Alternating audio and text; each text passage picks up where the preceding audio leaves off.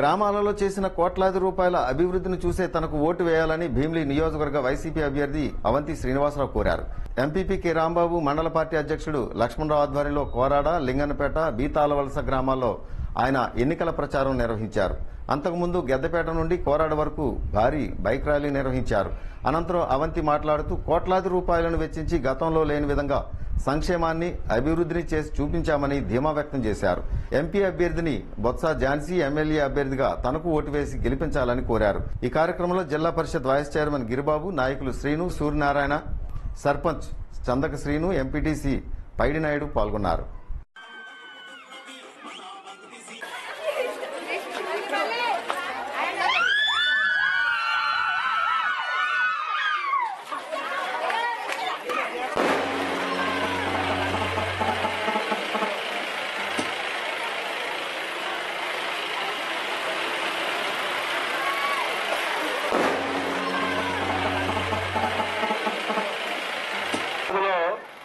మీ అందరికీ కూడా direct beneficiary scheme ద్వారా 17,53,00,000 వచ్చింది. మన నాన్ డిబిటీ ద్వారా 5 కోట్లు వచ్చింది. ఇలా మొత్తం 22,88,00,000 అంటే సుమారు 23 కోట్లు వచ్చింది. ఇది వాళ్ళలో ఎంతమందికి వచ్చిందో ఒకసారి చూడండి అమ్మా.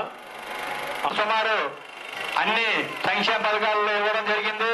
కాబట్టి మళ్ళీ ఆ సంక్షేమ పథకాలు యథావిధంగా సాగాలనుకుంటే మళ్ళీ మన ముత్తంశెట్టి శ్రీనివాసరావు గారు ఎమ్మెల్యేగా గెలవాలి, మన జగన్మోహన్ రెడ్డి సీఎం గా రావాలి, మన ఎంపీ అభ్యర్థి బొత్స ఝాన్సీ లక్ష్మి గారు మన ఎంపీ అభ్యర్థిగా గెలవాలి.